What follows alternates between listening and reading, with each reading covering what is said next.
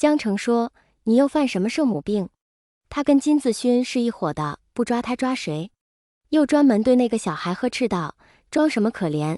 小小年纪就敢学着绑架人了。未成年怎么了？犯了错去少管所待着去吧。魏无羡现在是没精力与他斗嘴了，他拉了拉蓝忘机的衣服，蓝忘机懂他的意思，却说先带回去调查，没问题再放也不迟。可是魏无羡还欲再说些什么的，肚子突然抽痛了一下，把他说话的力气都抽走了。那小孩被压着走到魏无羡身边时，冷冷地看了他一眼，咬牙切齿道：你说话不算数。被身后人暴力地往前推了一步，他走出几步，忽然奋力挣脱了身后压着他的警察。他年龄小，身材也瘦小，也没有铐手铐，就那样挣脱了警察的束缚，以极快的速度掏出了藏得隐秘的手枪。没有人想到这群人会给一个未成年人配备手枪，因此他掏出枪的一瞬间，所有人都愣住了。只有魏无羡知道，他方才格外关注着这个小孩，在他产生负面情绪的时候就已经提高了警惕，但他总相信那个愿意给他递水的小朋友是一个好人。所以在这个好人把枪对准蓝忘机的背后时，魏无羡是最快反应过来的，他用尽全力将蓝忘机推开。枪响，一朵红色的牡丹在魏无羡胸口绽开。3年前的魏无羡无数次设想过自己会怎么死，也许是在某一个美好的午后毒发身亡。他那时候孑然一身，想着自己消失个3、4天也没人会在意，等被发现时也许会很难看。也可能是在某次打斗中失手，被人砍得面目全非，没人认出他是谁，尸体凉透了都没人认领。那个时候他对生死看得很淡，无牵无挂，也不奢求有人记得他，有人为他流一滴泪。他来人世走一遭，体会过亲情、友情、兄弟情，即使最终一个都没抓住，两手空空的来，再两手空空的走，他也没什么好遗憾的。这是3年前的想法，他自诩豁达乐观，从没有想过这些想法会被人动摇。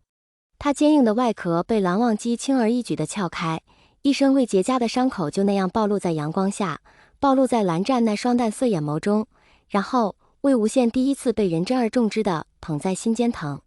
他无暇审视自己对蓝忘机的感情，但却十分清楚，因为蓝忘机，他开始惧怕死，他开始有牵挂，他想重新开始，在风雨散去后试着拥抱一个人，把身心无条件地交给他。可是老天总爱和他开玩笑，在他想死的时候没死成，在他不想死的时候却急着来催他的命。他推开蓝忘机的时候没想太多，子弹打进胸口时就像被人猛地推了一把，身体后仰着倒下。他以前看到别人中枪都是直挺挺地倒下去，重重摔到地上吃一口尘土，但是因为蓝忘机眼疾手快地抱住了他，所以他没有那么悲惨，但似乎也好不到哪里去。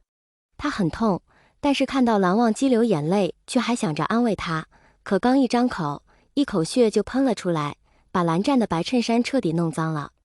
别说话。蓝湛用手捂着魏无羡往外喷血的伤口，话都说不利索。救护车很快就来了，医生拿了止血冰袋用力地压在他伤口上，企图止血，但杯水车薪。魏无羡觉得自己整个人都轻飘飘的，眼皮也格外重，医生用尽全力地在他胸口按压，他都没有多少实感，触感迟钝，听觉消失。这种濒死的状态他不是没有经历过，但这回恐怕是来真的了。他意识到再不说些什么就再也没机会了。然而他终究是血肉之躯，意志力再坚强也扛不住身体机能的衰竭。蓝忘机紧紧握着他的手，恳求他别睡过去，可是他办不到。在意识彻底丧失前，那个沉默了许久的孩子忽然动了动，大概是察觉到自己处在生死的边缘，再不出来就没机会了。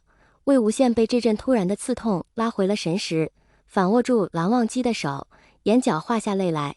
他开口说话，声音比文字都小。蓝忘机凑近了才听清楚，魏婴说保他。魏无羡拉着蓝忘机的手附在自己高隆的肚子上，可以切切实实地感受到这个孩子的生命力。他很想活下来，来这个世界看一看。蓝忘机没法回答他，他情绪失控，不能自已，努力了好久才哽咽道：你不要我了。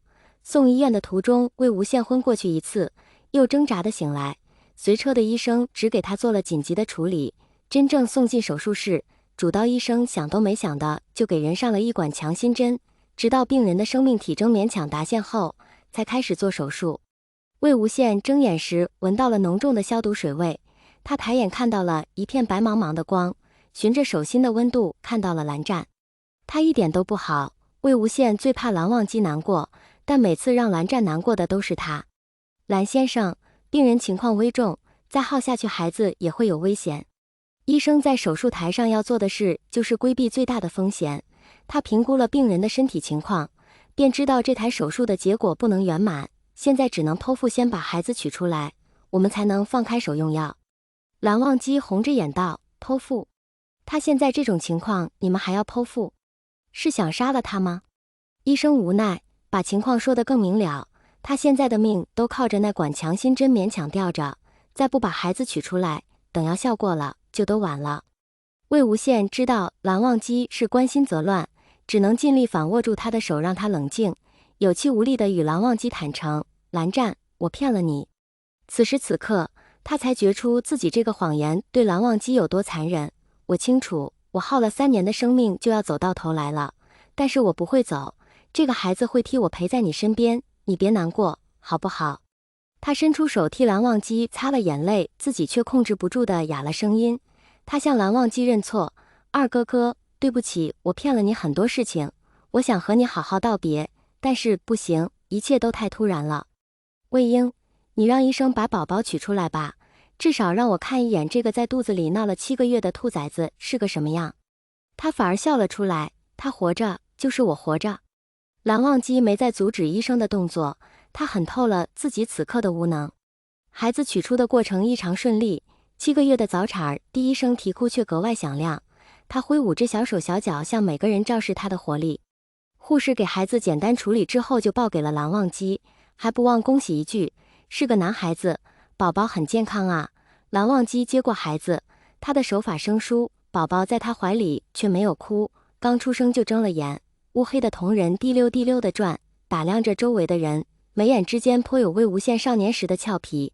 蓝湛把孩子抱给魏无羡看，魏无羡终于和这个小家伙碰上了面，他知道自己现在一定很难看，但眼里的喜欢却遮不住，苍白的脸上浮现出一个好看的笑来。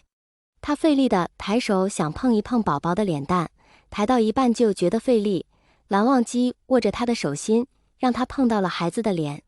宝宝像是有感应一样，咿呀呀地去抓2个父亲的手，然而还未碰到，魏无羡的手就无力地垂落下来，任凭蓝湛怎么抓都抓不住。他闭上了眼，就像睡着了一样。